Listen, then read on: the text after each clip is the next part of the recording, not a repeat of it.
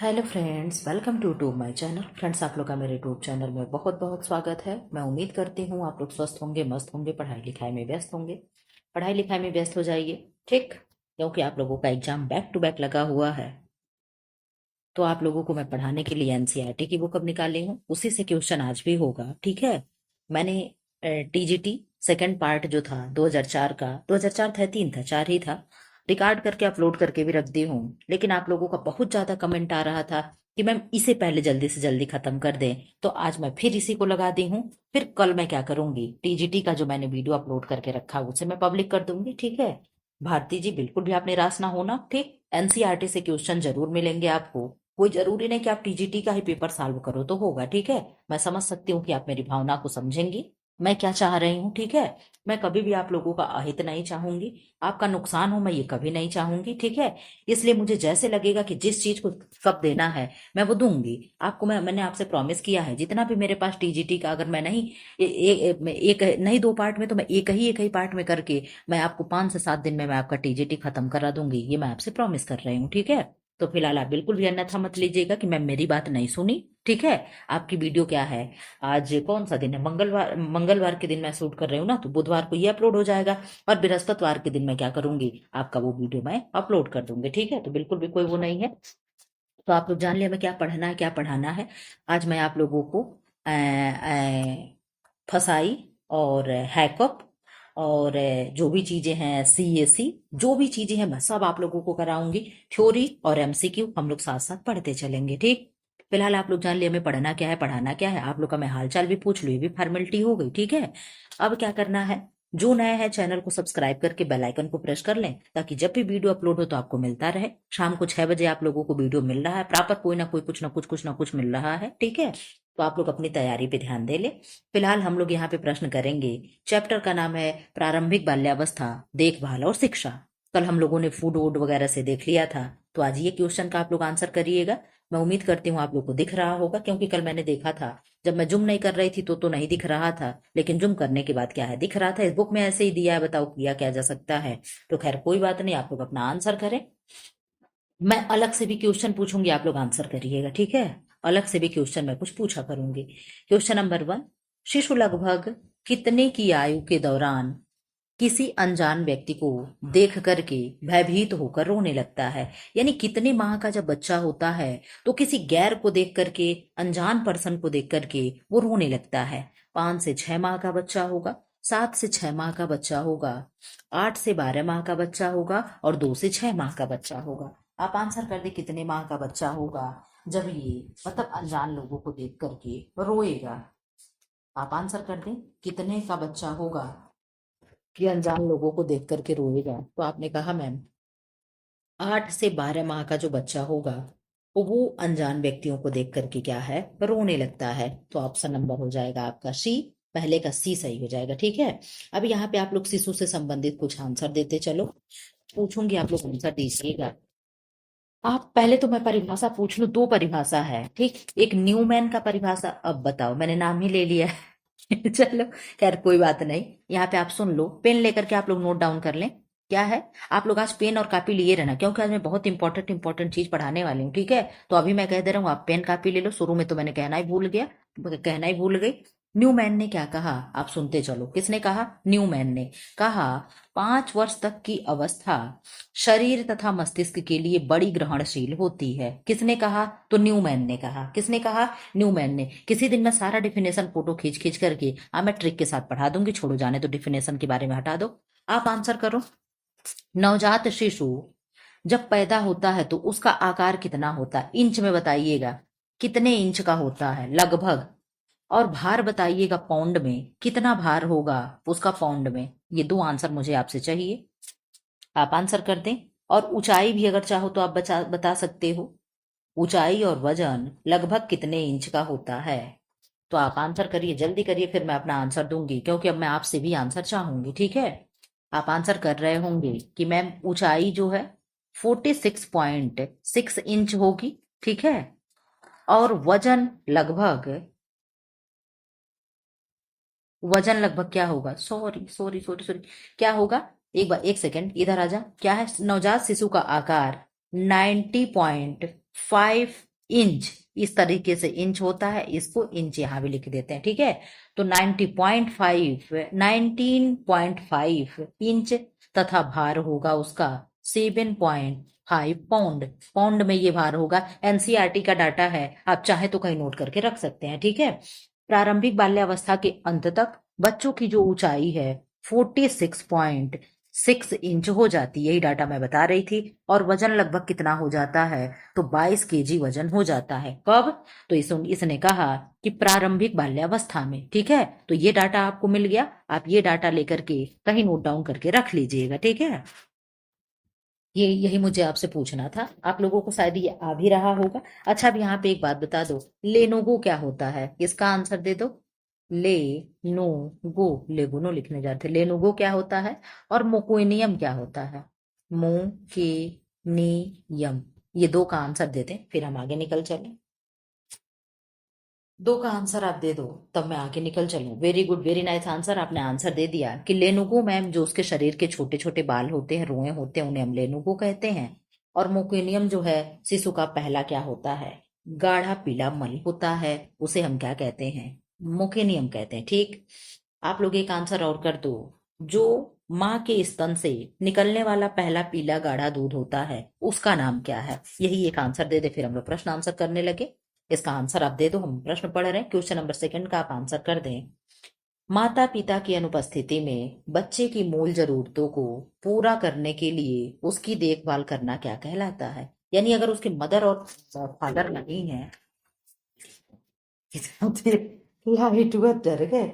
अगर उसके माता पिता नहीं है, तो उनकी अपसेंटी में कौन उनके बच्चे को देख रेख जो करेगा, उसको क्या कहेंगे, वैकल्पिक देखरेख कहेंगे, संस्था कहेंगे, क्रेच कहेंगे, डे केयर कहेंगे। आप लोग क्रेच मोबाइल के बारे में सुने होंगे, क्यों सुने हैं कि नहीं सुने हैं? तो आप कह रहे हो मैम क्या चीटिंग करा रही हैं क्या? तो बिल्कुल नहीं, ये आंसर नहीं होगा।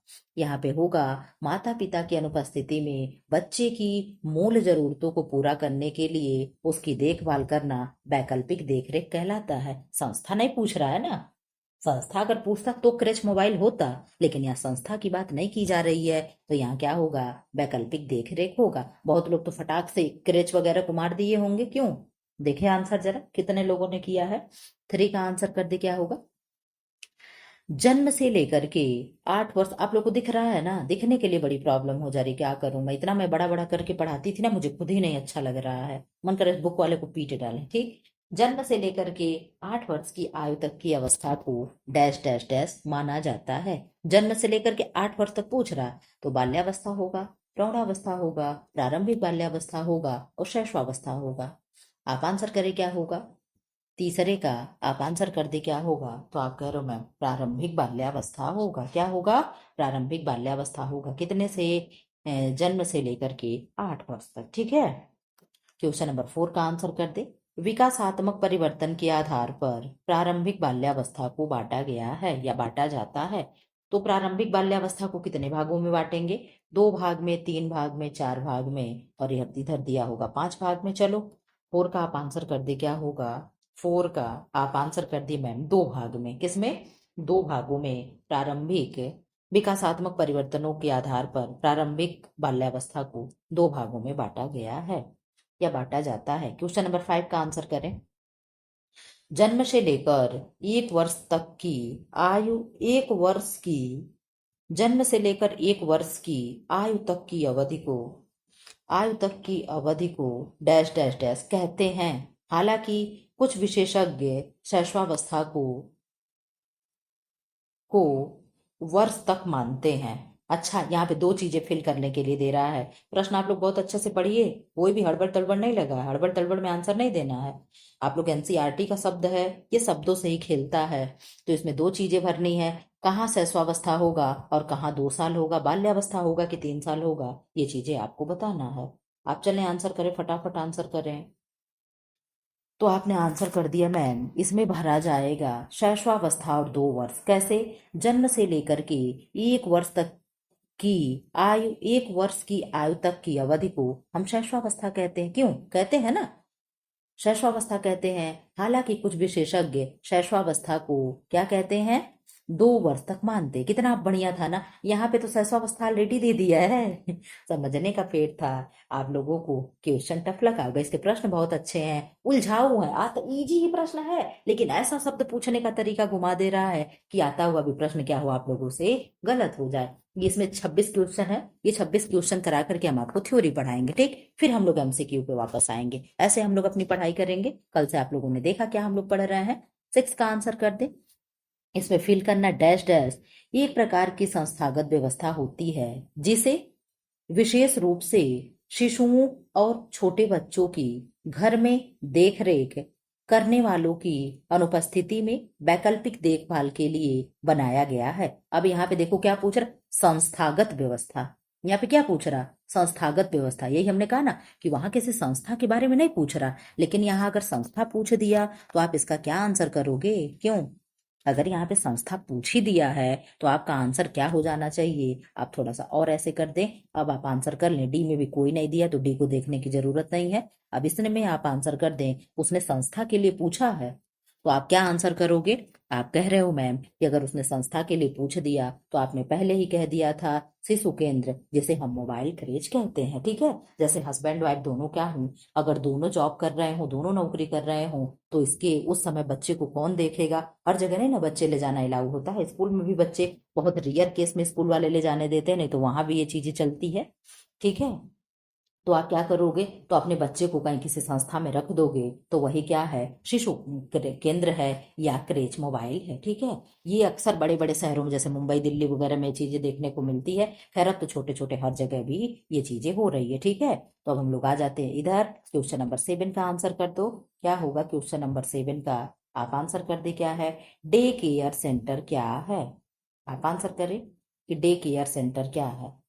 ऑप्शन ए, आप लोग ऑप्शन पढ़ो, हम केवल बचा आंसर करेंगे। चलो पढ़ ही दे रहे हैं। बच्चों के घर में देखभाल करने वालों की अनुपस्थिति में वैकल्पिक देखभाल करने वाला। एक प्रकार का पार्क होगा, ए और बी दोनों होगा। दिन में देखभाल करने वाले केंद्र होते हैं जिनमें शिशुओं और विद्यालय पूर्व बच्चों की घर में प्रमुख देखभाल करता की अनुपस्थिति में विद्यालय पूर्व वर्षों में देखभाल, मतलब विद्यालय पूर्व वर्षों में देखभाल की जाती है, यानी विद्यालय से पहले की एज में उसकी देखभाल की जा रही है। तो क्या डे केयर सेंटर क्या है, बस इतना ही तो जानना चाह रहा है।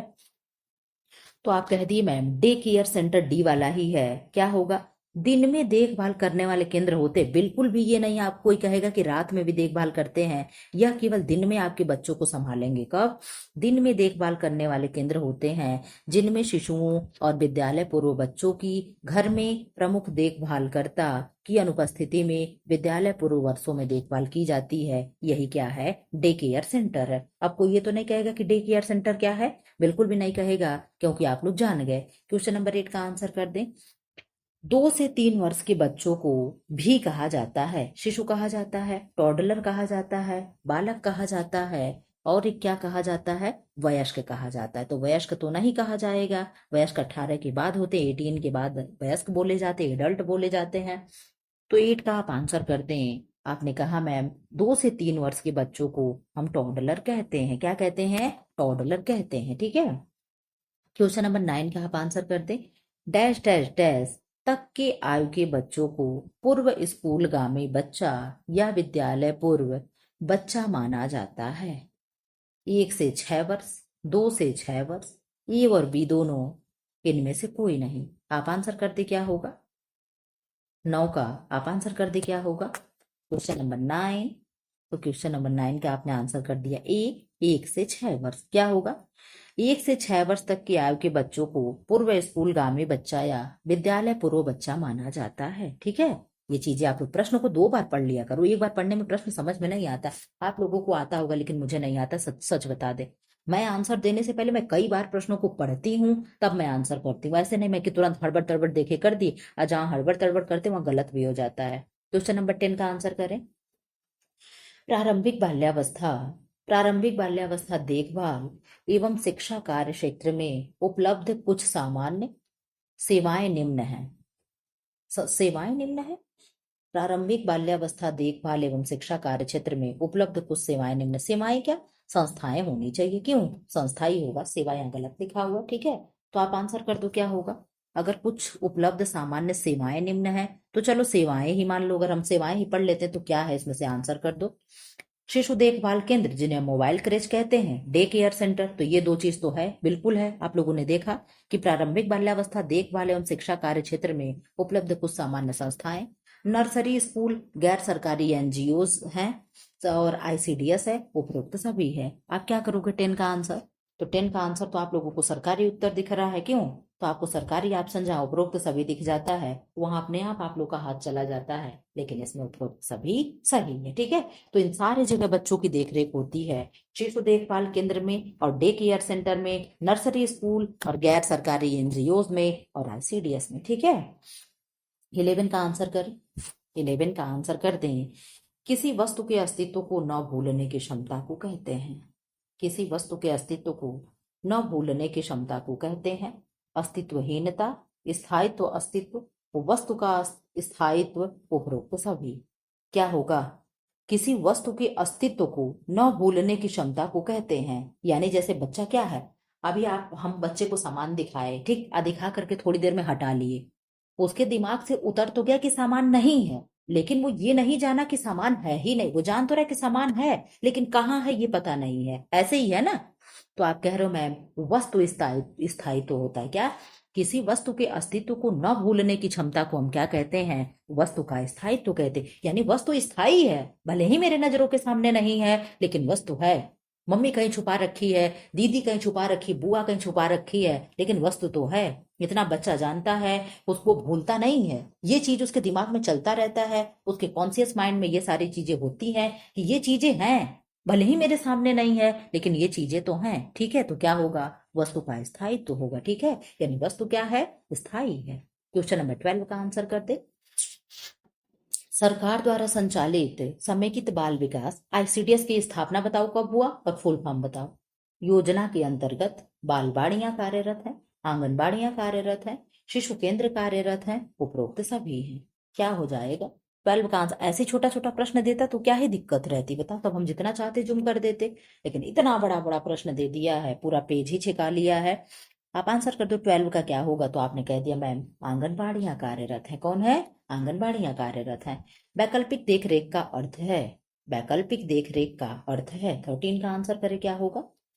वैकल्पिक देखरेख का अर्थ है माता पिता का विकल्प, माता पिता की अनुपस्थिति में बच्चों की देखभाल का विकल्प, दादा दादी का विकल्प, उपरोक्त सभी। आप आंसर कर दे 13 का क्या होगा।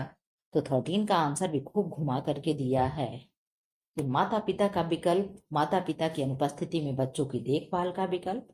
वैकल्पिक देखरेख का अर्थ क्या है? ऐसे ही प्रश्न बनते हैं, इस तरीके से प्रश्न जानते हो अक्सर डीएसएसबी और एसएसबी में बनता है, ठीक है। तो अब इधर भी एग्जाम का लेवल हाई हो रहा है, तो ये किसी ने कहा नहीं है, डॉक्टर ने नहीं कहा है कि अब यहाँ नहीं होगा, ठीक है। तो आप आंसर कर दे। वैकल्पिक देखरेख का अर्थ होगा माता पिता की अनुपस्थिति में बच्चों की देखभाल का विकल्प। डी के साथ कोई नहीं जाएगा, डी नहीं आंसर सही है, ठीक है। क्वेश्चन नंबर 14 का आंसर करते। अब थोड़ा सा मुझे छोटा करना पड़ेगा। राष्ट्रीय पाठ्यक्रम रूपरेखा जिन्हें नेशनल करिकुलम फ्रेमवर्क कहते हैं, इसी को हम एनसीएफ कहते हैं, कब आया कोई बताएगा? एनसीएफ कब आया, कोई मुझे बताएगा? बता दे तो जरा कि एनसीएफ कब आया, एनसीएफ कब आया। आप लोग बता दे जरा कि एनसीएफ कब आया। आप बता रहे हो कि मैं जो एनसीएफ है ये कब आया। आपने बता दिया कि मैम 2005 में आया। कब आया? 2005 में आया। Very good, very nice answer. अब इसका आंसर करिए आप। फ्रेमवर्क में प्रारंभिक बाल्यावस्था देखभाल एवं शिक्षा के मार्गदर्शी सिद्धांत में सिद्धांत कौन कौन से हैं? आप बताओ कौन कौन से हैं। सीखने का आधार खेल हो, सीखने का आधार कला हो, बच्चों की विशिष्ट सोच विशेषताओं को मान्यता देना, उपरोक्त सभी। 14 का आंसर आप कर दे क्या होगा। मैं यहाँ पे इसका कुछ है मैं बोलूंगी, यहाँ पे तो केवल 4 ही दिया है, मैं कुछ और बोलूंगी, ठीक है, तब इसका आंसर आप लोग करिएगा, सुनते चलो। राष्ट्रीय पाठ्यचर्या रूपरेखा या राष्ट्रीय पाठ्यक्रम रूपरेखा जिन्हें नेशनल करिकुलम फ्रेमवर्क कहते हैं यानी एनसीएफ कहते हैं, कब आया? तो 2005 में आया। कब आया? 2005 में आया, ठीक है। किसके द्वारा प्रकाशन हुआ? एनसीई नहीं, एन ECCE, ठीक है। पर प्रकाशन के अनुसार ECCE क्या सी, सी, ई के मार्गदर्शी सिद्धांत निम्नलिखित हैं। कौन कौन से हैं? सीखने के आधार पर खेल हो तो यहाँ पहले नंबर पे दिया है। शिक्षा का आधार कला हो दूसरे नंबर पे दिया है। बच्चों की विशिष्ट सोच विशेषताओं को मान्यता हो तो तीसरे नंबर पे दिया है। उपरोक्त सभी तो ये तो सब सही हो ही जाएगा, इसका आंसर डी होगा, यही निकल गया। अब सुनते रहो। विशेषज्ञता की बजाय अनुभव को प्राथमिकता प्रमुखता अर्थात अनुभव जन्य अधिगम को महत्व दिया गया। ठीक, यानी मैंने अनुभव पाया कि क्या होता है, कैसे टीजीटी पास करते हैं, परीक्षा में क्या होगा, कैसे कैसे क्या चीज सर्टिफिकेट वगैरह वेरीफाई होती, कैसे टीचर होते हैं, कैसे जाकर के स्कूल में रजिस्टर बनाते हैं, कैसे रिपोर्ट कार्ड, ये क्या, ये मेरा अनुभव है, मैं आपके साथ शेयर करूंगी। तो क्या है, अनुभव वाले व्यक्ति को क्या हो, उनके अधिगम में महत्व रखो ताकि वो अपने अनुभव वाली बातें शेयर करें और उन्हें सीखने में महत्व मिले। ठीक है। दैनिक दिनचर्या में अच्छी जानकारी और चुनौतियों का अनुभव हो। औपचारिक तथा अनौपचारिक दोनों प्रकार की परस्पर बातचीत हो। पाठ विषयक और सांस्कृतिक स्रोतों का मेल हो। स्थानीय सामग्रियों कला और ज्ञान का उपयोग हो। विकासात्मक रूप से उपयुक्त तरीके, लचीलापन तथा अनेकता, स्वास्थ्य कल्याण और स्वस्थ आदतें, ये सब क्या हैं, इसके मार्गदर्शी सिद्धांत हैं। किसके? तो एनसीएफ के या नेशनल करिकुलम फ्रेमवर्क के। ठीक है, हम लोग जो भी पढ़ेंगे तो फिर अच्छे से पढ़ते चलेंगे। आप कहोगे मैम इसका तो आप चिल्ला चिल्ला करके फुल फॉर्म बता दें, और यहाँ दे भी रहा है। एनसीएफ का फुल फॉर्म क्या है, तो आप लोग सन बता दो कब आया, तो ये भी हो गया कि 2005 में आया, और इसका हो जाएगा नेशनल करिकुलम फ्रेमवर्क। क्या होगा? National curriculum framework. अब यहाँ देख लो, यही मैं लिख रही थी ना, ECCE, आप लोग बता दो क्या होगा। प्रारंभिक बाल्यावस्था देखभाल एवं शिक्षा यानी ECCE के सिद्धांत हैं। अभी तो आप लोगों ने ऊपर देख लिया, तो आप कहोगे मैम इसका भी डी हो जाएगा, आपने सब पढ़ करके बता दिया है। ठीक है, 17 का आंसर कर दे, क्या होगा? बच्चों की रुचियों, प्रवृत्तियों तथा क्षमताओं को ध्यान में रखकर शिक्षा प्रदान करना क्या कहलाता है? बच्चों के इंटरेस्ट को हम ध्यान में रखें, उसकी प्रवृत्ति को, उसकी क्षमता को हम ध्यान में रखें कि बच्चा 1 में पढ़ रहा है तो 2 का टेबल सुना देगा, कि 2 में पढ़ रहा है तो 5 का टेबल सुना देगा, यानी उसकी क्षमता के हिसाब से हम पूछे। ये नहीं कि हम उससे कहे कि तुम 15 का टेबल सुनाओ, तो ये चीजें नहीं, उसकी क्षमता का भी हम ध्यान रखेंगे। इस प्रकार से जो हम उसे शिक्षा देते हैं तो वो क्या कहलाएगा? 17 का आप आंसर कर दें। तो आपने कहा मैम 17 का वो बाल केंद्रित उपागम हो जाएगा। यानी क्या है? बाल केंद्रित उपागम, यानी हम बच्चे से पूछ रहे हैं, उसी के ऊपर हम निर्भर हैं, उसके ऊपर मतलब उसी के इर्द गिर्द की चीजें देख करके हम उससे प्रश्न को करेंगे। ठीक है, उसकी कार्य क्षमता, उसका उम्र, उसका क्लास, ये सारी चीजें देख करके हम आंसर करेंगे। बिल्कुल सही। क्वेश्चन नंबर 18 का आंसर करते हैं। भारत सरकार डैश डैश डैश के अंतर्गत छोटे बच्चों को विद्यालय पूर्व शिक्षा आंगनबाड़ी के द्वारा प्रदान की जाती है। ICYS, ICTS, ICRS, ICDS। देख लो कितना बढ़िया ऑप्शन बनाया है। आंसर तो आप तुरंत उड़ा ले जाओगे, लेकिन आप प्रश्न बनाने की कला को देख करके एकदम दिल झूम जा रहा है। तो आप कहोगे मैम ICDS होगा, क्या होगा? ICDS होगा। ICDS का full form integrated child development scheme होगा, और या सर्विस होगा। 2 अक्टूबर 1975 को आया था। ठीक, ये भी चीजें आपको याद होनी चाहिए। 19 का आंसर कर दें आप लोग। प्रारंभिक बाल्यावस्था एवं शिक्षा के मूल उद्देश्य हैं। ऑप्शन ए, बच्चे का समग्र विकास। ऑप्शन बी, औपचारिक विद्यालयों के लिए तैयारी। ऑप्शन सी, महिलाओं एवं बच्चों के लिए सहायक सेवाएं प्रदान करना। उपरोक्त सभी। सॉरी, 19 का आंसर कर दिया। अब क्या होगा? आपने आंसर कर दिया मैम, 19 का हो जाएगा डी, यानी उपरोक्त सभी होगा। ठीक है, क्या होगा? उपरोक्त सभी होगा। ठीक, अब इधर आ जाओ आप लोग, 19 हो गया। अब यहाँ आ जाओ, हो आपको तो आंसर दिख जाएगा। 20 का आंसर करें, अब क्या होगा? 20, 20 का आप आंसर कर दें। डैश डैश डैश ऐसी जगह है जहां दूसरे बच्चों के साथ रहना पसंद करते हैं। कौन सा? प्री स्कूल है, हाई स्कूल है, सेकेंडरी स्कूल है, एंड इनमें से कोई नहीं। लास्ट में दिया इनमें से कोई नहीं, तो इनमें से कोई नहीं का आंसर तो होगा नहीं, कुछ तो कुछ होगा है। आप बता दो। तो आपने कहा मैम प्री स्कूल एक ऐसी जगह है जहां बच्चे दूसरे बच्चों के साथ रहना पसंद करते हैं। क्यों? क्योंकि वहाँ पढ़ाई नहीं जाती, वहाँ गेम वगैरह खिलाई जाती है, तो इससे बच्चे क्या होते हैं? बड़े इंटरेस्टेड होते हैं। ठीक है, यहाँ बता दो क्वेश्चन नंबर 21। गृह की सुव्यवस्था हेतु गृहिणी में कौन से गुण होने चाहिए? कर्तव्यों का ज्ञान, कार्यकुशलता, परिश्रमी, इनमें से सभी। आप बता दो। गृह की सुव्यवस्था हेतु, यानी गृह हमारा सुव्यवस्थित हो, अच्छे से हमारा घर चले, इसके लिए गृहिणी में कौन कौन से गुण होने चाहिए। उसको कर्तव्यों का ज्ञान होगा, कार्य कुशल होगी, यानी कार्य जो भी करेगी उसमें निपुण होगी, ठीक है। परिश्रमी भी होगी, मेहनती होगी, यानी कि आलस करके बैठ जाए, जी चुरा ले कि नहीं नहीं हमें नहीं करना है, सासू अम्मा आप ही कर दीजिए, ठीक है। तो ऐसा भी ना हो, तो क्या हो जाएगा, आप कहोगे मैम आप ऐसा बता दी कि हम लोगों को कहीं ये बातें लग ना जाए, तो ठीक है, आप लोगों को भाई ये बातें ना लगे, आप लोगों से मैंने ऐसे ही कह दिया, तो इसका आंसर हो जाएगा डी, यानी उपरोक्त सभी, ठीक है। क्या होगा, उपरोक्त सभी। 22 का आंसर कर दें, फटाफट आप लोग आंसर करिए। क्यों, क्योंकि अभी जब मैं थ्योरी दिखाऊंगी ना, तो आप लोग कहोगे ये भी पढ़ा दो, ये भी पढ़ा दो, ये भी पढ़ा दो, उसी में सारा समय निकल जाएगा। बहुत इंपॉर्टेंट इंपॉर्टेंट चीज आप लोग को मैं फोटो खींच करके लाई हूँ, अब पढ़ाकर मैं सब जाऊंगी, ठीक। आप लोगों की एक नहीं सुनूंगी, जो मेरा मन करेगा मैं वो पढ़ाऊंगी। अगर मेरे अकॉर्डिंग आप लोग पढ़ाए हुए जो भी मैं मैटर दे रही हूँ, सब आप लोग कहीं नोट डाउन करके रखते जाएंगे, और लास्ट समय में रिवीजन करके जाएंगे। कहाँ से क्वेश्चन आएगा भाई, कहीं से नहीं आएगा। इतना किताब मैं भंडार लगा रखी हूँ, अगर किताब को फोटो खींच के दे दूं ना, तो आप लोग पागल हो जाओगे, मैम क्या क्या कहाँ से हम पढ़ें, समझे। लगभग 1 वर्ष का बच्चा किस पर निर्भर रहता है, अपनी माँ पर, भाई बहन पर, अध्यापक पर, और लास्ट में था दादा दादी पर। किस पे, अपने दादा दादी पर। तो 1 वर्ष का बच्चा है, वो किस पर निर्भर रहेगा। आप कह रहे हो मैम 1 वर्ष का अगर बच्चा है तो वो किस पर निर्भर रहेगा, और वो तो अपनी माँ पर ही निर्भर रहेगा। किस पे, अपनी माँ पर ही निर्भर रहेगा। 23 का आंसर कर दें। प्रारंभिक बाल्यावस्था में शिक्षा का क्षेत्र होता है शिशु केंद्र, देखभाल केंद्र, नर्सरी स्कूल, सिलाई कढ़ाई, ए और बी दोनों। 23 का आप आंसर कर देना, समझ में आ रहा तो एक बार प्रश्न और पढ़ लें। प्रारंभिक बाल्यावस्था में शिक्षा का क्षेत्र है शिशु बाल देखभाल केंद्र, नर्सरी स्कूल, सिलाई कढ़ाई, उपरोक्त सभी। तो इसमें आंसर दिया हुआ है 23 का डी, यानी उपरोक्त दोनों। क्या होगा, उपरोक्त दोनों हो जाएगा।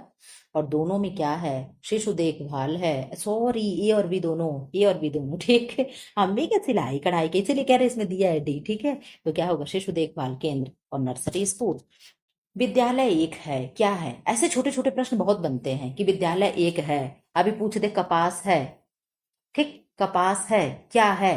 अब नीचे 4 ऑप्शन दे दे, कृत्रिम है, प्राकृतिक है, सेलुलोजिक है, और प्रोटीन फाइबर है। तो आप क्या करोगे, प्राकृतिक भी दे दिया और सेलुलोजिक भी दे दिया, तो आप किसको करोगे, तो सेलुलोजिक को करोगे, ना कि प्राकृतिक को, ठीक है। प्राकृतिक तो है, बट प्राकृतिक में भी सेलुलोजिक जगत का है, क्योंकि प्राकृतिक में नीचे प्रोटीन भी दिया है। तो आपको आंसर बड़े ही समझ, मैं सोचती हूँ एक दिन ऐसे में छोटा छोटा क्वेश्चन लेकर के आऊं क्या, कि ऊन है, इस तरीके से लिख दें और आप बताओ क्या है। प्रोटीन लिख दें, कपास लिख दें, है क्या है, इस तरीके से लिख करके क्वेश्चन लाए क्या मैं बना करके, आप लोग जैसा कहो।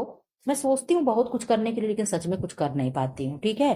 24 का आंसर करे, क्या है, विद्यालय है एक, क्या है, संस्था है, समाज है, परिवार है, और इधर समुदाय दिया, योजना है। क्या होगा, 24 का आंसर कर दे, क्या होगा। तो आपने आंसर कर दिया मैम, 24 का आंसर आपका हो जाएगा ए। पर स्कूल एक क्या है, संस्था है, क्या है, विद्यालय एक संस्था है, तो सब लोग जानते हैं विद्यालय क्या एक संस्था है। 25 का आंसर करें, निम्न में से कौन सा बाल गृह नहीं है, क्या नहीं है, प्रेक्षण गृह, बाल मनोरंजन केंद्र, विशेष गृह, और किशोर गृह। क्या बाल गृह नहीं है, तो बाल गृह पूछ रहा है ना, तो जब वहां किशोर दे देगा, नहीं नहीं नहीं नहीं, किशोर और बालक सब एक ही होंगे, ठीक है। तो आंसर हो जाएगा सी, यानी विशेष गृह जो है कुछ नहीं है, बाकी प्रेक्षण गृह है, बाल मनोरंजन केंद्र है, और किशोर गृह है, ठीक है। क्वेश्चन नंबर 26 का आंसर आप करें। 26 का आंसर आप कर दिए कि मैम शैशवावस्था किसे कहते हैं, जन्म से लेकर के 6 महीने तक की अवस्था को, जन्म से लेकर के 2 वर्ष तक की अवस्था को, जन्म से लेकर के 5 वर्ष तक की अवस्था को, और 2 वर्ष से लेकर के 5 वर्ष तक की अवस्था को। किसके according, according to her law. आप आंसर करें 26 का क्या होगा, तो आप आंसर कर रहे हो मैम, इस बुक के हिसाब से जान लो क्या शैशवावस्था दे रहा है, शैशवावस्था दे रहा है जन्म से लेकर के 6 महीने की अवस्था। लेकिन हर लाख के हिसाब से क्या होगा, हम लोग जन्म से लेकर के 2 वर्ष मानेंगे कि नहीं मानेंगे, क्यों। आप लोग इसका बताना तो, कि 0 से लेकर के 2 वीक तक के समय को किसने शैशवावस्था माना है। आप लोग यहाँ पे बताना क्या है, फिलहाल इस बुक में ए दे रहा है, मैं ए के साथ जाऊंगी भी। ये आपका आंसर है, यहाँ पे देख लो दिया 26 का ए। ठीक है, अब यहाँ पे ये खत्म हुआ। अब मैं आप लोगों को यहाँ पे थ्योरी कराऊंगी। थ्योरी यानी कुछ शब्दावलियां कराऊंगी, कुछ संस्थाएं कराएंगे। कोई छोड़ करके जाएगा नहीं, जिसको जाना है वो जा भी सकता है। मैं किसी को बांध करके जबरदस्ती नहीं पढ़ा सकती हूँ। ठीक है, आप लोग अपना भला बुरा सब समझ सकते हो, कोई बच्चा नहीं है। ठीक है, इसके बाद मैं फिर क्वेश्चन कराऊंगी। 1 सेकंड का मुझे टाइम दो। कोई बच्चा तो है नहीं कि आप जबरदस्ती भाग रहे हो, मैं पकड़ पकड़ करके पढ़ा रही हूँ। आप अपना अच्छा बुरा खुद समझ सकते हो। यहाँ देखो, मूलभूत संकल्पनाएं क्या है, खाद्य सुरक्षा से है। ठीक है, अभी हम लोग यही चैप्टर देख रहे हैं, खाद्य गुणवत्ता और खाद्य सुरक्षा। ठीक है, इससे अभी मैं जल्दी जल्दी पढ़ दूंगी, आप बिल्कुल भी टेंशन मत लेना। खाद्य सुरक्षा क्या है? इसका अर्थ है कि अपने इच्छित उपयोग हेतु भोजन मानव उपयोग हेतु स्वीकार्य है। खाद्य सुरक्षा को समझने के लिए अविषालुता और संकट को परिभाषित करना आवश्यक है, जो इस प्रकार है। अविषालुता क्या है? अगर प्रश्न बन जाए कि अविषालुता है तो क्या है? पदार्थों में किसी परिस्थितियों में क्षति उत्पन्न करने की क्षमता होती है, जबकि संकट वह सापेक्षिक संभावना है। क्या है? सापेक्षिक संभावना है। जब पदार्थ को किसी प्रस्तावित ढंग और मात्रा में प्रयुक्त न किए जाए तो उसके परिणाम स्वरूप क्षति हो सकती है। क्षति हो सकती है। अविषालुता का संकट, अविषालुता का संकट भौतिक, रासायनिक और जैविक हो सकता है। बस यही तीनों पकड़ करके रखिएगा। कौन कौन से हो सकते हैं? भौतिक, रासायनिक और जैविक। यानी खाना कैसे खराब हो जाएगा, किस तरीके से, क्या परिस्थितियां होंगी कि आपका नुकसान हो जाएगा, जिससे उपभोक्ताओं के स्वास्थ्य पर विपरीत प्रभाव पड़ता है। खराब खाना को हम लोग खा लें, क्या हो जाता है? फूड पॉइजनिंग हो जाती है, लूज मोशन होने लगता है, वॉमिटिंग होने लगती है। अब यहाँ पे देखो, भौतिक संकट क्या है, इसी के बारे में हम लोग एक एक करके देखेंगे। भौतिक संकट का कारक कोई भी भौतिक पदार्थ हो सकता है जो सामान्य रूप से खाद्य पदार्थों में नहीं पाया जाता। यानी खाद्य पदार्थों में वो सामान नहीं पाया जाएगा, लेकिन फिर भी आपके यहाँ हो जाएगा, जो रोग उत्पन्न कर सकता है अथवा आघात पहुंचा सकता है। जैसे लकड़ी हो गया, पत्थर हो गया, कीट के अंश हो गए, बाल आदि। बाल ओल आजकल खाने मतलब खाने होने में पड़ते रहते हैं। यहाँ पे देख लो, ये क्या है, फिगर मैं लेकर के आई हूँ। यहाँ देख लो, खाद्य पदार्थों के भौतिक संकट। कौन कौन से भौतिक संकट है? जैसे दिया सलाई हो गया, आभूषण हो गया, कील नट और बोल्ट हो गया, रेशेदार जूट हो गए, बटन हो गया, हड्डियों के टुकड़े और पंख हो गए। ठीक है, तना और बीज हो गया, पत्थर हो गया, बाल हो गया, सिगरेट हो गया, बीड़ी हो गया। ये सब क्या है? ये सब खाद्य पदार्थ के भौतिक संकट है। आप लोग, अभी से प्रश्न बना है, आप लोग पढ़ बताइएगा कि कौन से भौतिक संकट है, कौन से रासायनिक संकट है। ठीक है, अब यहाँ पे क्लियर हो गया, ये चीजें आप पढ़ लिए। बस यही मुझे आप लोग को दिखाना है, बहुत कुछ पढ़ाना नहीं है। इधर आ जाओ, भौतिक संकट। 1 सेकेंड, और चीजें का, अच्छा यहाँ पेज आया हुआ। ठीक, उसका क्या था? भौतिक संकट है।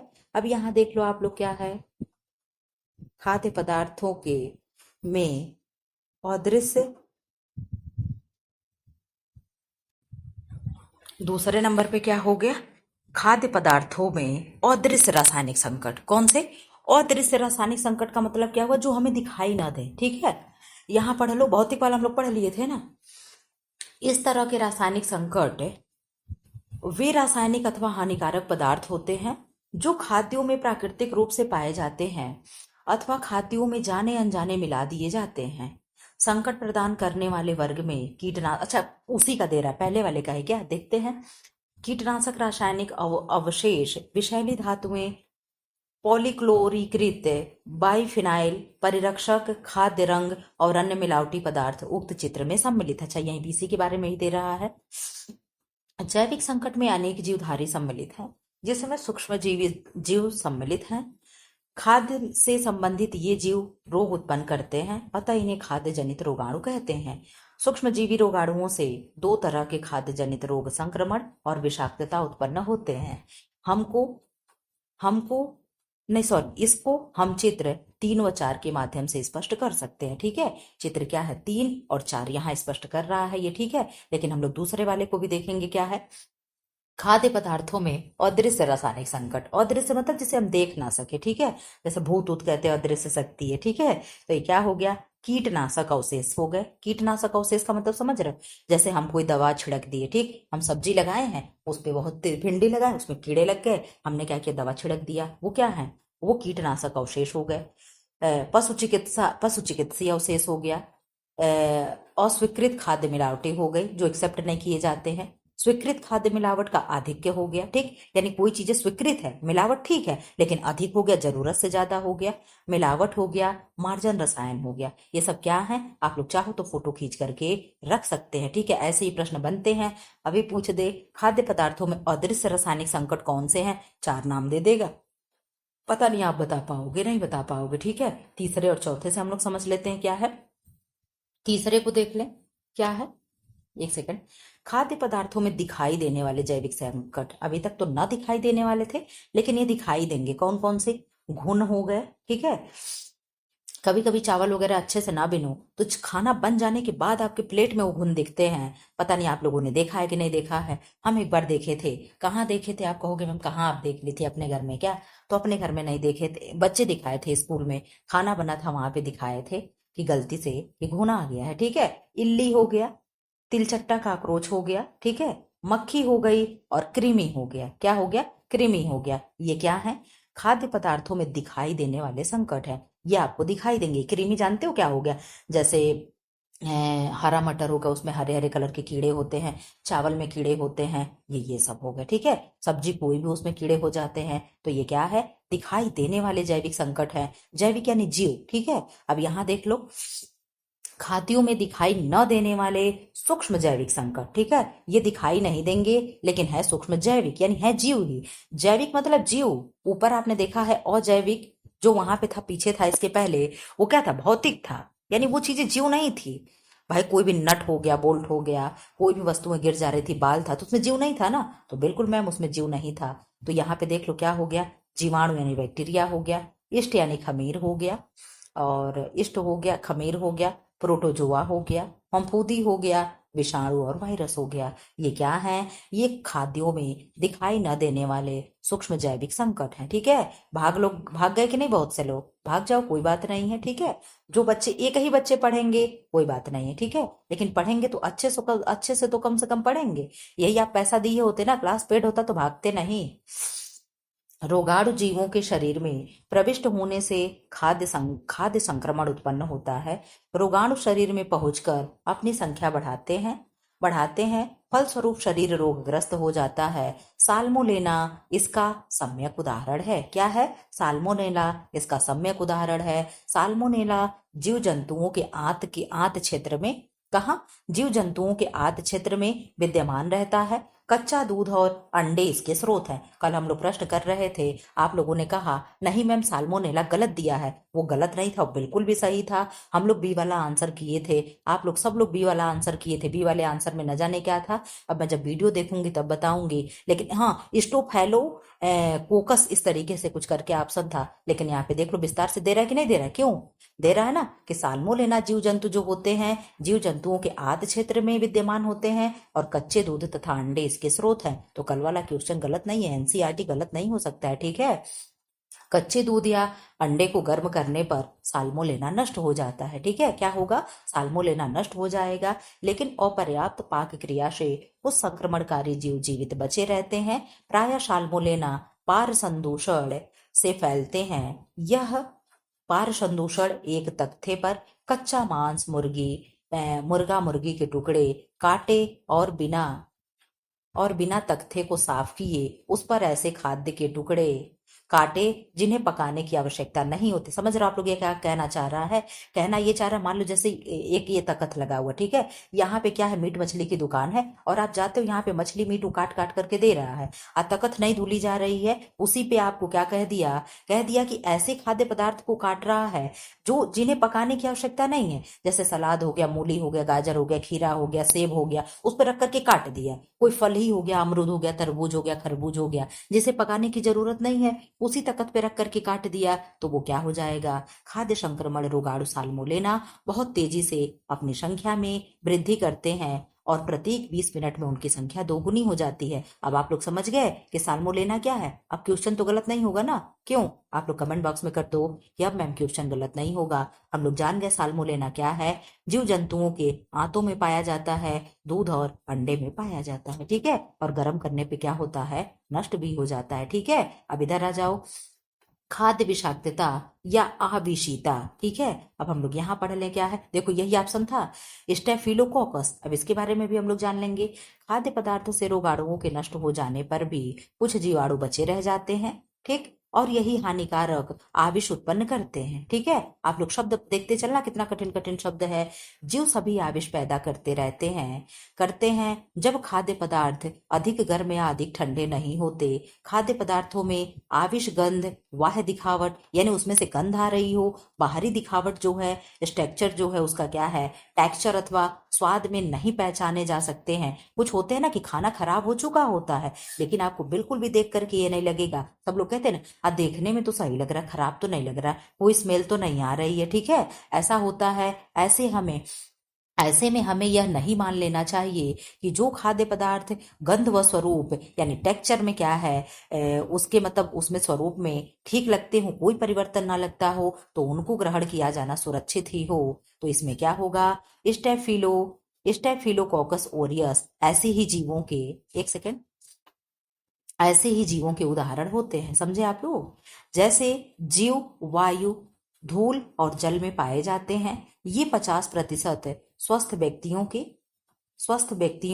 50% स्वस्थ व्यक्तियों के नासिका मार्ग और गले और त्वचा तथा बालों में पाए जाते हैं। कौन से बैक्टीरिया हैं? तो स्टेफिलोकोकस है, कोकस ऑरियस है। ठीक है, अनेक परजीवी भी रोग का कारण बन सकते हैं। जैसे सुअर के मांस में फीता कृमि द्वारा संक्रमण और सुअर का मांस खाने से मानव में संक्रमण होता है। इस तरीके से आप लोगों को मैं लाई थी पढ़ाने के लिए। अब आयो नीचे, यहाँ पे मैं पढ़ा दूं क्या, हेपेटाइटिस सी 70% लोगों को संक्रमित करता है। यहाँ पे कुछ बहुत तो नहीं रह गया। यहाँ आ जाओ आप लोग, यहाँ शब्दावलियां हैं, शब्दावलियां हम लोग जरूर देखेंगे। संदूषण क्या होता है, कोई बताएगा? संदूषण क्या है?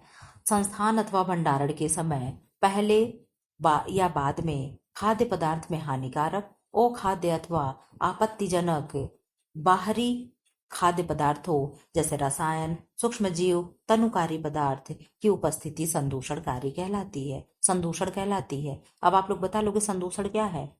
किसी चीज में, खाद्य पदार्थ में हानिकारक और अखाद्य अथवा आपत्तिजनक यानी बाहरी जो भी चीजें हो, केमिकल हो गया, सूक्ष्म जीव हो गया, कोई पदार्थ हो गया, उसे हम मिला दे रहे हैं, उसकी उपस्थिति को ही हम क्या कहते हैं? संदूषण कहते हैं। अब गलत तो नहीं होगा ना कि संदूषण क्या है? बिल्कुल नहीं। खाद्य अपमिश्रण क्या होता है? खाद्य अपमिश्रण यह वह प्रक्रिया है जिसमें भोजन की गुणवत्ता या तो खराब गुणवत्ता वाली सामग्री के अतिरिक्त मिश्रण या मूल्यवान घटक के निष्कर्षण से कम हो जाती है।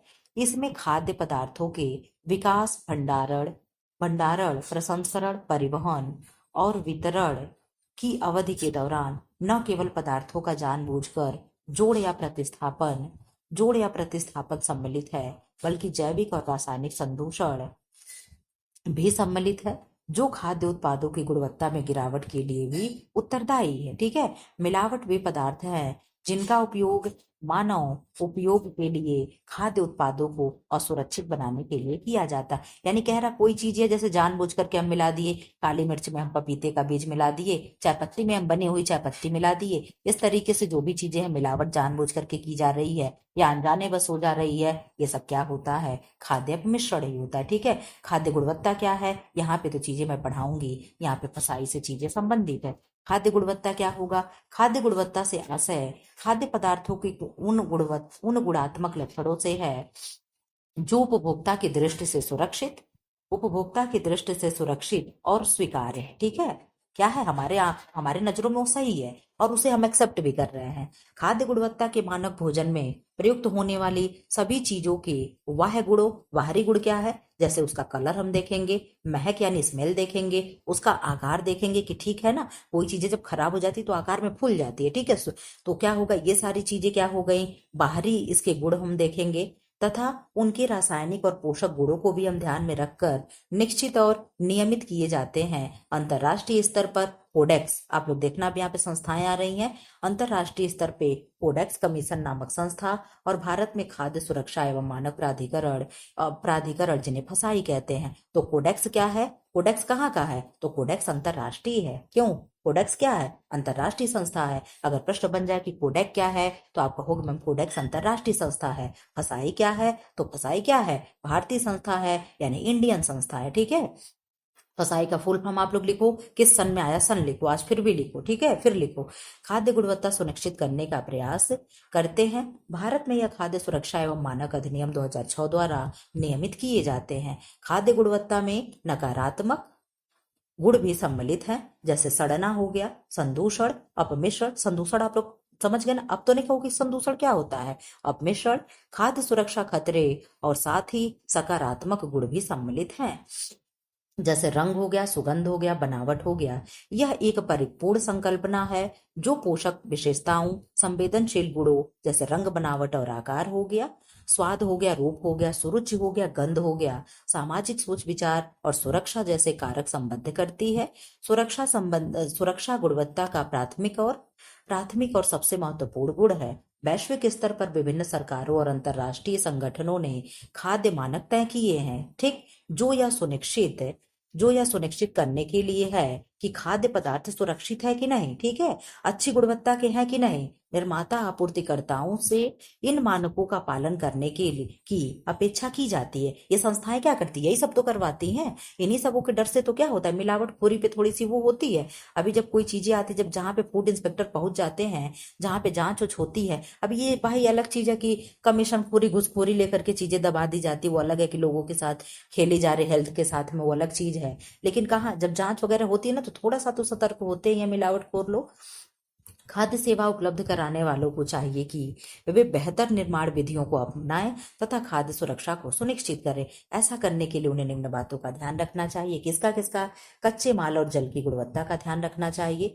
परिसर, कर्मचारियों, उपकरणों, खाद्य निर्माण और भंडारण क्षेत्र की स्वच्छता का भी ध्यान रखना चाहिए। ठीक है, उपयुक्त ताप का पर खाद्य का भंडारण, यानी हमें किस टेम्परेचर पे किस फूड को प्रिजर्वेशन करना है, किसको मतलब सुरक्षित रखना है। और खाद्य स्वास्थ्य विज्ञान हो गया, बेहतर सेवा की तरीके हो गए। ठीक है, अब यहाँ पे देख ले क्या चीजें आप लोग के लिए मैं लाई हूँ। एक सेकंड, क्या कंपनी मानक क्या होते, राष्ट्रीय मानक क्या होते हैं, जरा सही से मैं आप लोगों को बताना था मुझे। खाद्य मानक क्या होते, खाद्य मानक पढ़ लें। खाद्य के प्रत्येक पक्ष में एकीकृत गुणवत्ता लाने, स्वच्छ एवं पौष्टिक खाद्य की आपूर्ति सुनिश्चित करने के अतिरिक्त, अब इसके बाद मैं आप लोग को क्वेश्चन करा दूंगी, ठीक है, अतिरिक्त राष्ट्रीय व अंतर्राष्ट्रीय व्यापार को बढ़ाने के लिए प्रभावी खाद्य मानकों और नियंत्रण प्रणालियों की आवश्यकता होती है। मानकों के निम्न 4 स्तरों में परस्पर समन्वय होता है। नंबर ए क्या है? कंपनी मानक। अब कंपनी मानक क्या होता है? ये कंपनी द्वारा अपने स्वयं के उपभोग के लिए बनाए जाते हैं। सामान्यतः यह राष्ट्रीय मानकों की नकल होती है। किसकी? राष्ट्रीय मानकों की नकल करते हैं अपने खुद के कंपनी वाले जो होते हैं। जैसे मान लो टाटा का नमक है तो टाटा कंपनी हो गया, नेस्ले की मैगी है तो नेस्ले कंपनी हो गई। ये क्या करते हैं, लेकिन नकल किसकी करते हैं? तो राष्ट्रीय वाले की करते हैं, यानी भारतीय चीजों के राष्ट्रीय मानकों की नकल करते हैं। ठीक है, बी क्या हो गया? राष्ट्रीय मानक। ये राष्ट्रीय मानक संगठन द्वारा निकाले जाते हैं। ठीक है, क्षेत्रीय मानक क्या हो गया? सामान्य भौगोलिक जलवायु इत्यादि वाले क्षेत्रीय समूह के कानूनी मानकीकरण संगठन होते हैं। अंतरराष्ट्रीय मानक क्या होते हैं? अंतरराष्ट्रीय मानकीकरण संगठन जैसे आईएसओ हो गया, आईएसओ और कोडेक्स एलिमेंटेरियस कमीशन हो गया। ठीक है, क्या हो गया? कोडेक्स एलिमेंटेरियस कमीशन हो गया। सीएसी का फुल फॉर्म यही है, आप लोग देख लेना। सीएसी का फुल फॉर्म क्या है? Codex Alimentarius commission. ठीक है, मानक प्रकाशित करते हैं। अब यहाँ पे आप लोग पढ़ लेना, मैं लेकिन यही पेज पढ़ा करके मैं तुरंत क्वेश्चन आंसर पे चली चलूंगी। कोई ये नहीं सोचेगा केवल यही पढ़ाए जा रही हैं। ठीक है, भारत में खाद्य और मानक नियमन, स्वैच्छिक उत्पादन प्रमाणीकरण, ये सब लोग आप लोग पढ़ लोगे ना तो इससे बाहर कहीं क्वेश्चन नहीं जाएगा, मैं गारंटी देती हूँ। ठीक है, भारतीय मानक ब्यूरो BIS का ISI मार्ग और एक मार्ग आदि कुछ स्वैच्छिक श्रेणीकरण और अंकन योजनाएं हैं। BIS, आप लोग इन सबका फुल फॉर्म बताते चले। BIS विभिन्न उपभोक्ता सामग्री जिसमें खाद्य उत्पाद भी सम्मिलित है के मानकीकरण से संबंधित है और संसाधित खाद्य पदार्थों के लिए ISI नाम से भी जाने जाने वाली स्वैच्छिक प्रमाणीकरण योजना चलाता है। एक मार्क, आप लोग बता दो किस किस चीज पे एक मार्क का सिंबल लगता है? उपभोक्ताओं के स्वास्थ्य सुरक्षा के लिए कृषि उत्पादों, चलो अब क्या बताओगे? कृषि उत्पादों, कच्चे व संसाधित के लिए प्रमाणीकरण की स्वैच्छिक योजना है। खाद्य उद्योग को सरकार द्वारा बनाए गए नियमों एवं नियमन का पालन करना चाहिए। ऐसे ऐसे में यह अनुभव किया गया कि खाद्य की गुणवत्ता के नियमन हेतु सभी नियम का एकीकरण किया जाए तथा इस तथ्य को ध्यान में रखते हुए भारत सरकार ने खाद्य सुरक्षा और मानक अधिनियम, जिन्हें फसाई कहते हैं, food safety standard authority of India, 2006 में पारित हुआ। कल आप लोगों ने आंसर दिया था, सही दिया था, पारित किया। अब यहाँ पे हम लोग फसाई के बारे में थोड़ा पढ़ लेते हैं। खाद्य सुरक्षा और मानक अधिनियम 2006, जिन्हें हम क्या कहते हैं, फसाई कहते हैं। खाद्य से संबंधित नियमों का समेकन करना इस अधिनियम का उद्देश्य है।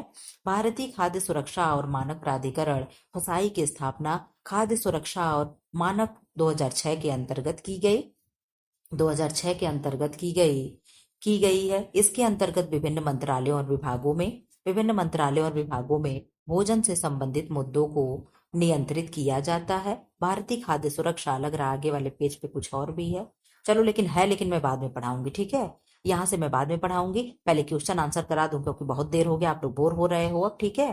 तो आप लोग 1 सेकंड देना, मैं फिर यही लास्ट में पढ़ा करके यही वाला पेज क्या करूंगी, फिर क्लास के आप लोगों को मैं रोक दूंगी। 50 मिनट हो चुका है। आंसर करें इसका। प्रश्न आप लोग पढ़ लो। पहनने के लिए तैयार वस्त्रों का उत्पाद कब प्रारंभ हुआ, पता? इसका आंसर आप करें, क्या होगा? पहनने के लिए आप लोग आंसर करते हैं। पहनने के लिए 1 सेकंड का टाइम दे दीजिए, पहले आंसर करें। फैशन डिजाइन और व्यापार, ठीक है। हम भी कहीं कहाँ से चैप्टर बीच में कूद करके, कई चैप्टर बीच में छूट गया, ठीक है। चलो लेकिन मैं करा दूंगी, उसकी टेंशन आप लोग मत करो। पहनने के लिए तैयार वस्त्रों का उत्पादन कब प्रारंभ हुआ? 1910 में, 1920 में, 1930 में, 1940 में, 1930, 1940, 1920, 1910। कब हुआ? आप लोग आंसर करें, कब हुआ? तो आपने आंसर कर दिया मैम बी, यानी 1920 में। कब हुआ? 1920 में। फैशन है, फैशन क्या है? आप लोग ऑप्शन पढ़ के आंसर दो, ऑप्शन मैं नहीं पढ़ूंगी, ठीक है, क्योंकि अभी मुझे बहुत ज्यादा पढ़ाना है, ठीक।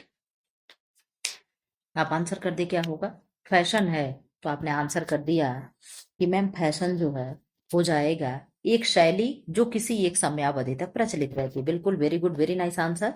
3 का आंसर कर दें। निम्नलिखित में से कौन सा परिधान लगभग 150 वर्षों से एक जैसा रहा है? ओ हो, स्कर्ट हो गया, बैगी पैंट हो गया, ब्लाउज हो गया और डेनिम्स हो गया। कौन सा ऐसा वस्त्र है या परिधान है जो 150 साल से एक ही जैसे चलते चला आ रहा है? आप आंसर कर दें। आप कह रहे हो मैम डेनिम्स हो गया। क्या हो गया? डेनिम्स हो गया, ठीक है। क्या होगा? डेनिम्स हो गया। 4 का आंसर करें। कुटूरियर कहलाते हैं, कहलाते थे, है नहीं, कुटूरियर। कुटीरियर क्या कहलाते थे? परिधान निर्मात्री पुरुष डिजाइनर, यानी जो परिधान निर्माण मतलब कपड़े का निर्माण कर रहा हो वो पुरुष डिजाइनर को कहेंगे। वही परिधान जो कपड़े का निर्माण कर रही है उस महिला डिजाइनर को कहेंगे। परिधान व्यापारी जो परिधान बेच रहा, कपड़ा बेच रहा है, इनमें से किसी को भी नहीं। हम किसको कुटूरियर कहेंगे? किसको कुटूरियर कहेंगे? ये सब शब्दों से आप लोग परिचित हो लेना, क्योंकि ऐसे प्रश्न अब धीरे धीरे बन रहे हैं। क्योंकि भाई 11-12 का ही तो बुक है, तो अगर 11-12 में है तो स्वाभाविक है कि पीजीटी में क्वेश्चन बनेगा।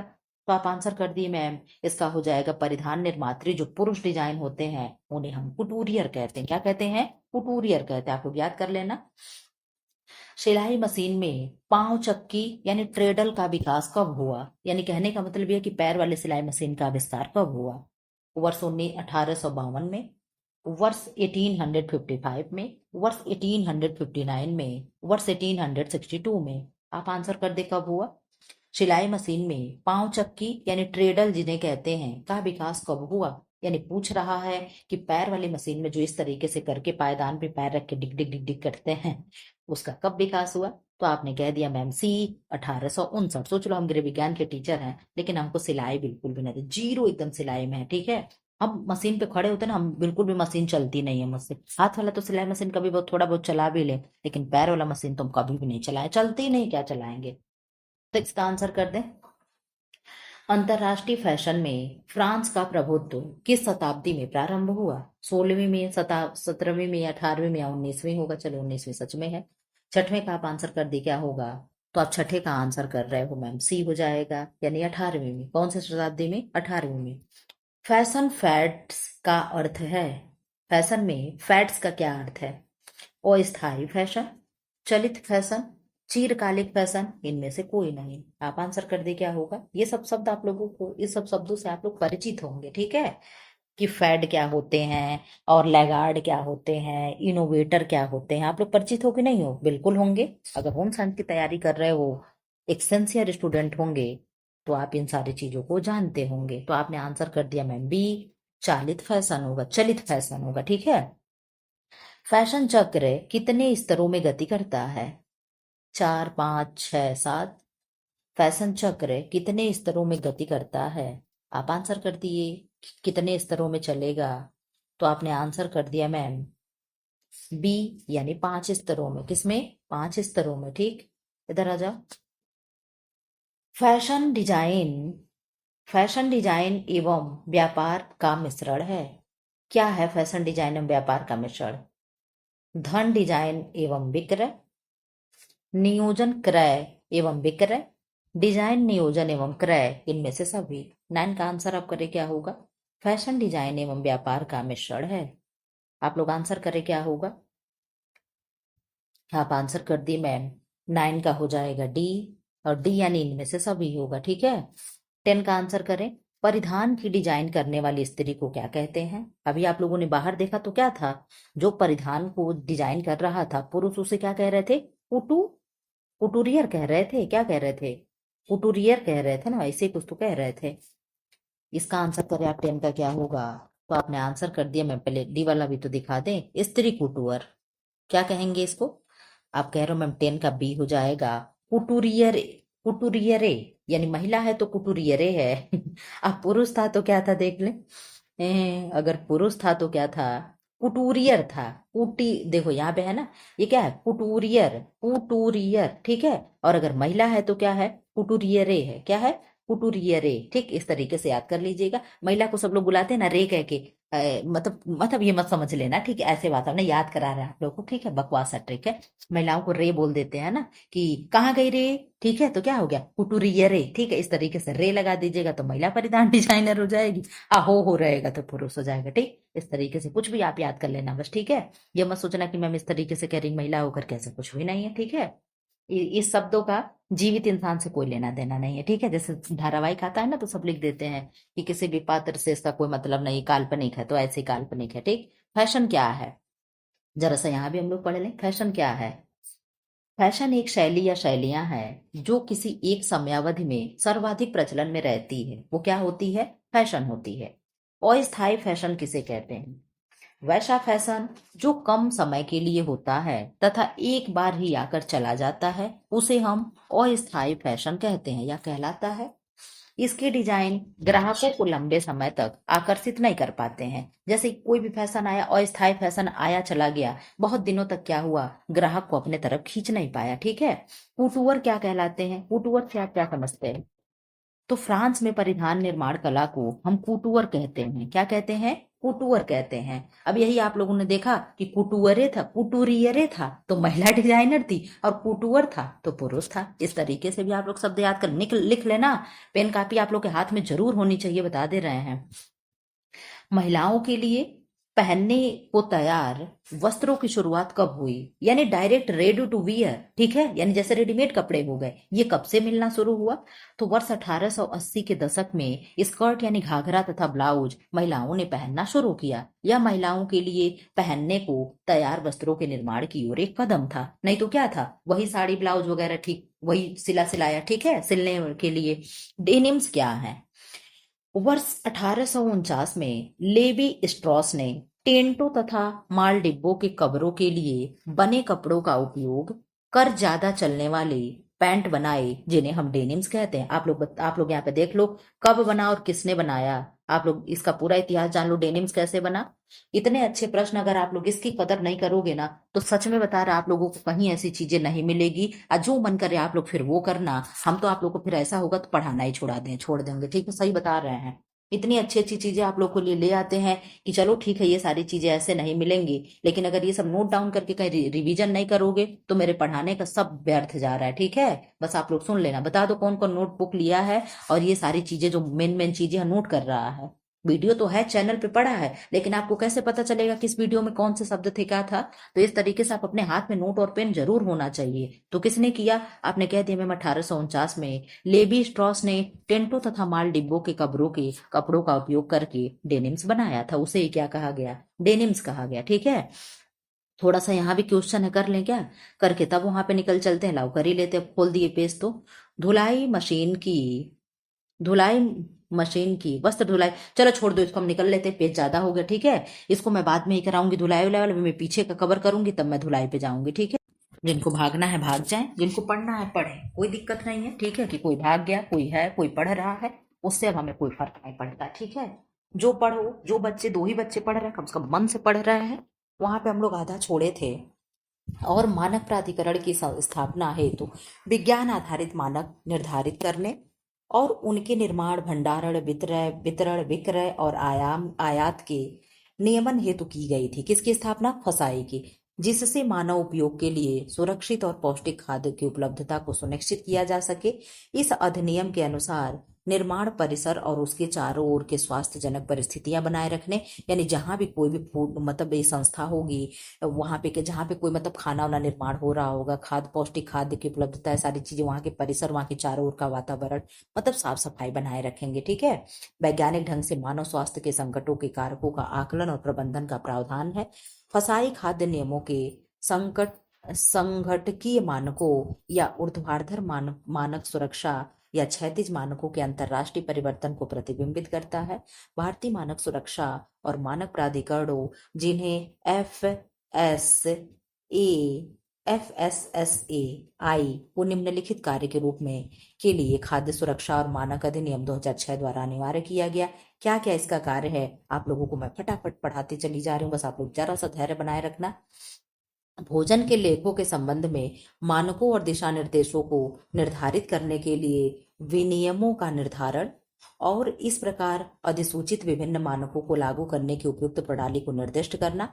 खाद्य व्यवसायों के लिए खाद्य सुरक्षा प्रबंधन प्रणाली के प्रमाणन में लगे प्रमाणीकरण निकायों को मान्यता देने के लिए तंत्र और दिशा निर्देश को रखना। ये फसाई के सारे कार्य हैं। प्रयोगशालाओं की मान्यता और मान्यता प्राप्त प्रयोगशालाओं की अधिसूचना के लिए प्रक्रिया और दिशा निर्देशों को रखना। खाद्य सुरक्षा और पोषक का प्रत्यक्ष या अप्रत्यक्ष रूप से प्रभावित क्षेत्रों में नीति और नियमों को तैयार करने के मामले में केंद्र सरकार और राज्य सरकारों का वैज्ञानिक परामर्श और तकनीकी सहायता प्रदान करना। ये सब फसाई कार्य कर रहा है। खाद्य पदार्थों की खपत, घटनाओं और जैविक जोखिमों के प्रसार, भोजन के प्रदूषण, विभिन्न प्रकार के अवशेष, खाद्य पदार्थों के उत्पादों में प्रदूषित पदार्थ, उभरते जोखिमों की पहचान और तेजी से सतर्क प्रणाली में के आरंभ के बारे में डेटा एकत्र करना। देश भर में एक सूचना नेटवर्क बनाना जिससे जनता, उपभोक्ताओं, पंचायतों आदि को खाद्य सुरक्षा और चिंता के मुद्दों के बारे में तेजी से विश्वसनीय और उद्देश्यपूर्ण जानकारी प्राप्त हो। उन लोगों के लिए प्रशिक्षण कार्यक्रम प्रदान करना जो खाद्य व्यवसायों में सम्मिलित हैं या सम्मिलित होने का विचार रखते हैं। भोजन स्वच्छता और फाइटोसैनिटरी मानकों के लिए अंतर्राष्ट्रीय तकनीकी मानकों के विकास के लिए में योगदान करना। खाद्य सुरक्षा और खाद्य मानकों के बारे में सामान्य जागरूकता को बढ़ावा देना। अधिक जानकारी के लिए ये फसाई का क्या कहते हैं इसको, अरे भाई इसको क्या कहते हैं यार इस तरह क्या कहते हैं कि जाकर के देख लो, वेबसाइट है, क्या है, वेबसाइट है। ठीक है, आप जाकर के वहां देख सकते हो। अब यहाँ देख लो, खाद्य मानक गुणवत्ता शोध एवं व्यापार से संबंध अंतरराष्ट्रीय संस्थान एवं क्या था, समझौते, संस्थान व समझौते। हम जरूर पढ़ाएंगे इस सबको, जब मैं लेकर के आऊं तो मैं पढ़ाऊंगी। धैर्य रखे रहो, छोड़ के चले जाओ, मुझे कोई फर्क नहीं पड़ता। ठीक, भारत सरकार द्वारा भोजन में मिलावट रोकने के लिए खाद्य अपमिश्रण निवारण अधिनियम, जिन्हें पीएफए कहते हैं, ठीक है, कब आया? 1954 में आया। कब आया? 1954 में आया, अधिनियमित किया गया था। इस अधिनियम में आवश्यकता के अनुसार 200 से अधिक बार संशोधन किए गए हैं। कितने बार देख रहे हो? 200 से अधिक बार संशोधन इस पीएफए में हो चुका है। इसके अतिरिक्त अन्य आदेशों या अधिनियम है जो विशिष्ट खाद्य पदार्थों की गुणवत्ता सुनिश्चित करते हैं, जैसे कि फल और सब्जी उत्पाद आदेश, मांस खाद्य उत्पाद आदेश, वनस्पत तेल उत्पाद आदेश। इसके अंतर्गत क्या करेंगे, इसके अंतर्गत फल के लिए विनिर्देश और सब्जी उत्पाद आते हैं। इसके अंतर्गत मांस उत्पादों का प्रसंस्करण लाइसेंस आता है।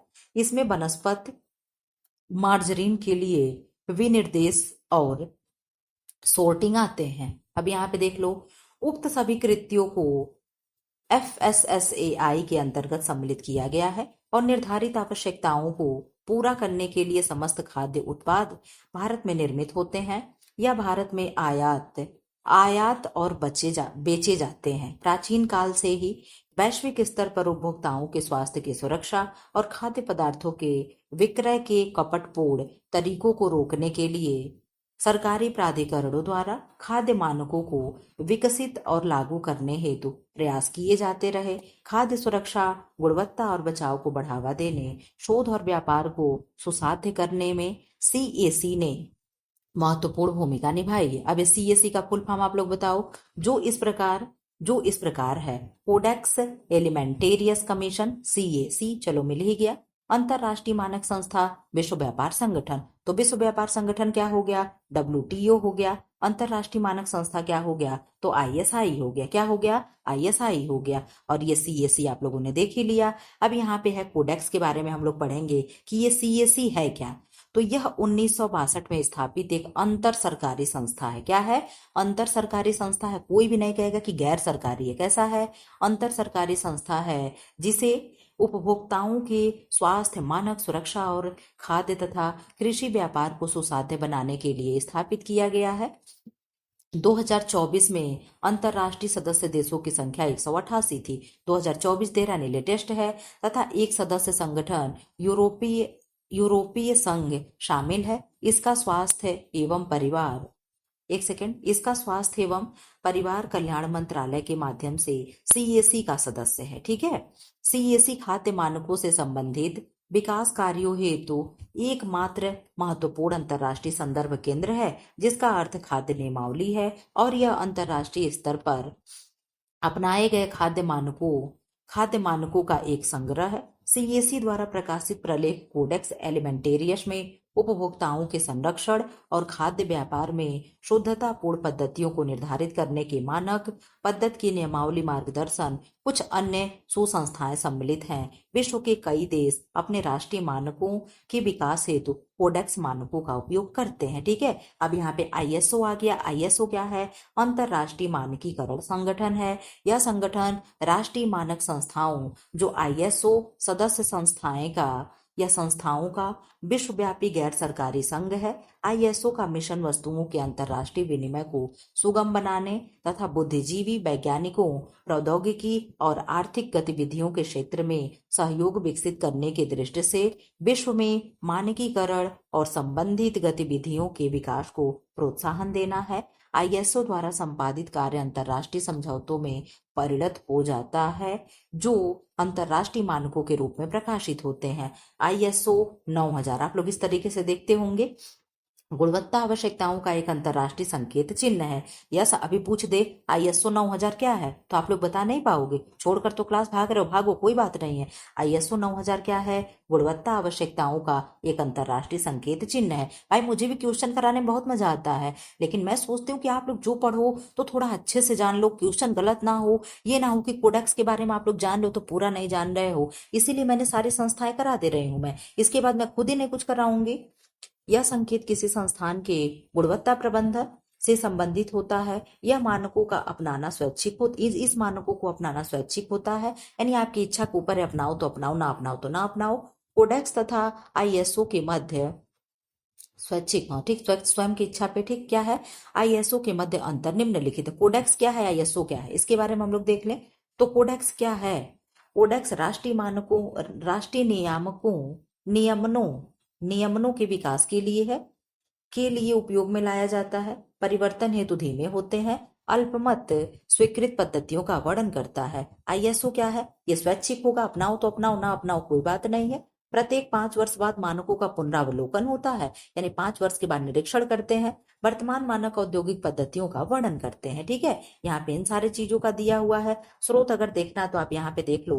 अब ये WTO है, WTO के बारे में पढ़ा करके अब यहीं आप लोग का वीडियो मैं क्लोज कर दूंगी। ठीक है, विश्व व्यापार संगठन, जिन्हें WTO कहते हैं, वर्ल्ड ट्रेड ऑर्गेनाइजेशन कहते हैं, यह एक अंतरराष्ट्रीय संगठन है। क्या है? इंटरनेशनल ऑर्गेनाइजेशन है, जिसका ध्येय क्या है, उद्देश्य क्या है? अंतरराष्ट्रीय व्यापार का उदारीकरण है। यह व्यापार से संबंधित नियमों को निर्धारित और प्रतिष्ठित करने के लिए विकसित देशों की पहल पर आरंभ किया गया था। ठीक है, इसने आधिकारिक रूप से 1 जनवरी 1995 को 1994 के मार्केस सहमति के अनुसार प्रश्न बनता है कि मार्केस समझौता से किसका स्थापना हुआ है? तो WTO का। किसका? WTO का। इस तरीके से प्रश्न नहीं बन सकता? तो बिल्कुल बन सकता है। कब स्थापित हुआ? तो 1 जनवरी 1995 को। ठीक है, मार्केस सहमति पत्र कब आया? 1994 में मार्केस सहमति पत्र आया और इस पे लोगों ने साइन किया कि ठीक है, WTO नाम का एक संगठन बनेगा। तो बन कब गया? 1 जनवरी 1995 में। ठीक है, सहमति के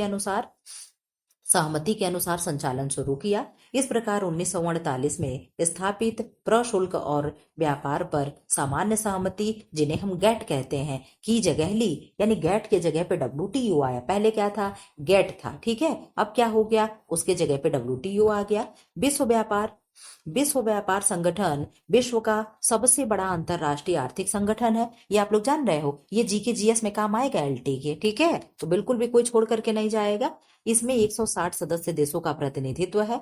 26 जनवरी 2024 को सब डाटा अपडेट है। 26 जनवरी 2024 को आबू धाबी में हुए 13वें मंत्री स्तरीय सम्मेलन में कोमोरोस और तिमोर लिस्ते को WTO का सदस्य बनने की स्वीकृति मिली है। ये सब करंट वाले क्वेश्चन भी हो गए। कोमोरोस एक देश है और तिमोर लिस्ते, इनको क्या बनाया गया है? WTO को सदस्य बनाने की स्वीकृति मिली है। यह वैश्विक व्यापार और वैश्विक सकल घरेलू उत्पाद का 98% से अधिक है। ठीक है, इस तरीके से आपको इसके बारे में भी जानने को मिल गया। अब ये सारी चीजें छोड़ दो। WTO का मुख्यालय कहाँ है? जिनेवा में है, जहां पे WHO का मुख्यालय है। ठीक है, तो स्विट्जरलैंड में स्थित है जिनेवा। यह क्या करता है? इसका शीर्ष निर्णय लेने वाला निकाय मंत्री स्तरीय सम्मेलन है, जो सभी सदस्य राज्यों से बना है और साधारणतः द्विवार्षिक रूप से आयोजित किया जाता है। सभी निर्णयों में सामान्य सहमति पर महत्व दिया जाता है। जहां पे बहुमत की सरकार बनती, तो जहां पे बहुमत होता उस चीज को माना जाता है। दिन प्रतिदिन के कार्यों को सामान्य परिषद द्वारा नियंत्रित किया जाता है, जिसमें सभी सदस्यों के प्रतिनिधि तो सम्मिलित होते हैं, यानी सभी देशों के सदस्य क्या होते हैं? उसमें सम्मिलित होते हैं। महानिदेशक और 4 डिप्टी के नेतृत्व में 600 से अधिक कर्मियों का एक सचिवालय, प्रशासनिक, मतलब इसका पूरा ढांचा बता रहा है कि कैसे कैसे ये कार्य करता है। ठीक है, आप लोगों ने जान लिया WHO का, इतना अंदर घुस के नहीं पढ़ना है। अब यहाँ पे खाद्य सुरक्षा, यहाँ पे अब चीजें क्या है मैं किसी और दिन पढ़ा दूंगी। है कब था? ठीक है, देख ले एक सेकेंड, बस इतना ये पढ़ा दे रहे हैं। ठीक है, क्या कल के लिए मैं छोड़ू? यहाँ आ जाओ। खाद्य सुरक्षा प्रबंधन प्रणाली खाद्य संकट आहार श्रृंखला के भी चरण में उसमें प्रवेश कर सकता है। अतः संपूर्ण आहार श्रृंखला के अंतर्गत पर्याप्त नियंत्रण आवश्यक है। खाद्य सुरक्षा और गुणवत्ता निम्नलिखित के माध्यम से सुनिश्चित की जाती है। क्या है? उत्तम निर्माण पद्धतियां, जिन्हें GMP कहते हैं। उत्तम हस्तन पद्धतियां, जिन्हें GHP कहते हैं। संकट विश्लेषण क्रांतिक बिंदु, जिन्हें हैकअप कहते हैं। मैंने कहा था ना आप लोगों को मैं बता दूंगी सारी चीजें क्या है, तो आज मैं लेकर के आई हूँ। उत्तम निर्माण पद्धतियां, जिन्हें GMP कहते हैं, ये पद्धतियां गुणवत्ता आश्वासन का एक भाग है, जो यह सुनिश्चित करने के लिए कि निर्माता संसाधक यह सुनिश्चित करे कि उसके उत्पाद सुरक्षित है। इस प्रकार के संदूषण को कम करने या दूर करने और गलत लेबल लगाने से बचने में सहायता मिलती है। ठीक है, इससे उपभोक्ता को उन उत्पादों जो हानिकारक नहीं है खरीदने से दिग्भ्रमित होने से बचाया जा सकता है। ठीक है, निर्माताओं उत्पादकों द्वारा अनुपालन और निष्पादन करने में सहायता हेतु GMP एक अच्छा व्यावसायिक माध्यम है। अब आप लोग जान गए GMP क्या है। GMP का कार्य क्या है? ये पद्धतियां क्या है? गुणवत्ता आश्वासन का एक भाग है, यानी आपको आश्वासन दिलाता है ये चीजें कि जो भी चीजें आप ले रहे हो ये क्या है? अच्छा है, ये बुरा नहीं है। ठीक है, जो हानिकारक नहीं है उसे खरीदने के लिए आपको क्या कर रहा है, ये लेबल लगाता है ताकि आपको भरोसा हो। ठीक है। अब उत्तम हस्तन पद्धतियां क्या है? इस व्यापक अधिगम के अंतर्गत खेत से भंडार अथवा उपभोक्ता तक के जोखिमों से संभावित स्रोतों की पहचान की जाती है और यह बताता है कि संदूषण के संकट को न्यून करने के लिए क्या प्रयास होंगे और कौन सी विधियां अपनानी होगी। उत्तम हस्तन यह निर्धारित करता है कि खाद्य पदार्थों का हस्तन करने वाले सभी व्यक्तियों की स्वास्थ्य संबंधी आदतें अच्छी है। ठीक है। इस तरीके से ये चीजें कार्य करता है। ठीक, यानी जो भी लोगों को की स्वास्थ्य संबंधी आदतें हैं वो क्या है, अच्छी हैं। ठीक है। ये करता। अब है कब क्या है, यही पढ़ के हम लोग इसको क्या करेंगे, खत्म कर देंगे। संकट विश्लेषण और संकट पूर्ण नियंत्रण बिंदु। है कब का आप लोग फुल फॉर्म बता दो, क्या है? हैजार्ड एना नहीं, hazard analytics critical control points. Hazard analytics critical control point, ठीक यही है। यह एक प्रणाली है जो खाद्य जनित बीमारी के जोखिमों को कम करने के लिए कटाई से लेकर के खपत तक कुल खाद्य प्रणाली की निगरानी के लिए रूपरेखा प्रदान करती है। इस सिस्टम को संभावित संभावनाओं की पहचान करने और उन्हें होने से पहले नियंत्रित करने के लिए डिजाइन किया गया।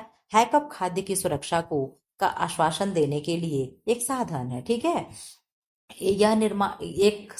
यह खाद्य निर्माण और भंडारण के लिए एक उपागम है जिसमें कच्ची सामग्री और एक विशेष प्रक्रम के प्रत्येक चरण तक विस्तार से ध्यान दिया जाता है इससे कि रोगजनक सूक्ष्मजीवों अथवा अन्य खाद्य संकटों के विकास में योगदान के लिए उसकी क्षमता का आकलन किया जा सके, संकटों की पहचान किया जा सके, कच्ची सामग्री एकत्र करना, निर्माण, वितरण, खाद्य पदार्थों का उपयोग आहार श्रृंखला के प्रत्येक चरण के समय होने वाले संकटों की संभावना का आकलन और संकटों के नियंत्रण के लिए उपाय बताना इसमें सम्मिलित है। तो हैकअप के ये सारे कार्य हैं। अगर और अच्छे से जानना है तो टेलीग्राम पे मैंने अपलोड किया, उसे भी जाकर के आप देख सकते हैं। 1 घंटा 15 मिनट का वीडियो हो गया है। आई थिंक अब इसी पे मुझे क्लास क्लोज कर देना चाहिए। जो भी क्वेश्चन और बचे हुए, अभी तो एक पूरा चैप्टर अभी शुरू ही हो रहा है, जो भी इस तरीके से शब्दावलियां हैं, जो भी मुझे लगेगा कराना है, मैं ऐसे धीरे धीरे छोटे छोटे पार्ट में कराती रहूंगी। फिलहाल आप लोग वीडियो को सपोर्ट करें, चैनल को सपोर्ट करें ताकि मैं आप लोगों के लिए और भी चीजें कर सकूं। ठीक है। फिलहाल ऐसे वीडियो पाने के लिए चैनल को लाइक करें, शेयर करें एंड सब्सक्राइब करें। Thanks for watching.